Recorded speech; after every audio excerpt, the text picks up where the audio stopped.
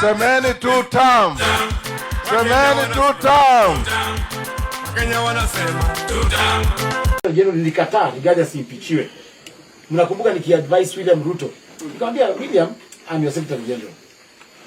Kutoa huyu Rigathi Gachagua, unaona itakuletea shida mingi. Na hao watu ambao wanakusaidia kutoa huyu Rigathi Gachagua watakutoa wewe 2027. Yule mtu ambaye anaenda kuhakikisha William Ruto ametoka 2027, si ni Edwin Sifuna? Sasa hivi nani anasumbua William Ruto? Ruto akilala hivi anafikiria akiamuka sote. Akiamuka Orengo. Ni nani walikuwa wanatoa Rigathi? Si yao. Sasa hivi wamegeuka au wanatoa Rigathi. So kama mimi niliona kitu ambayo William Ruto hakuona. Kama mimi niliona kitu ambayo Atuoli hakuona. Weta.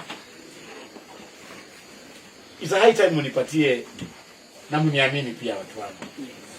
Msiangalie umri wangu. Labda Yesu ndiye anaongea ndani yangu. Labda. Hapo ni kweli. Kama mimi nilikuwa mtu wa kwanza kupinga na kusema kwamba uhusiano wetu na watu wa ODM unatunyanyasa, kwamba ODM wakipata viti maendeleo yote yanaenda wapi? Nyanza.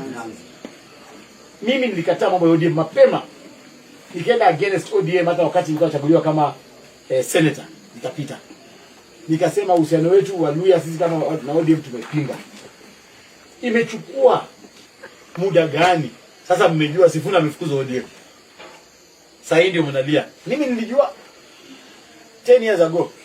Nilikuwa nishajua hii maneno ambayo mnalia sisi ni Sifuna. Wakati nilianza kama secretary general na hata nikiwa bado senator. Mnakumbuka nilianza Mlembe Youth Movement. Nikaita hapa mkutano hapa kwa boma yangu, nikaita Sifuna, nikaita Osoti. Nakumbuka hiyo Caleb Amisi. Sasa hivi Linda Mwananchi iko na nani? Osoti, Caleb Amisi, Sifuna, mimi ndio nilianzisha Mlembe Youth Movement. Mimi Cleophas Malala. Kiangalia kwa mtandao tuko na masks. Tukafanya mkutano hapa, tukaenda kufanya mkutano kwa boma ya Sifuna. Karibu mpenzi mtazamaji, tuongelee maneno haya ya Cleophas Malala ambaye alifukuzwa katika chama cha UDA. Anadai kwamba yeye ni nabii ambaye anaona mbali. Amesema kwamba Waluo amekuwa akionewa.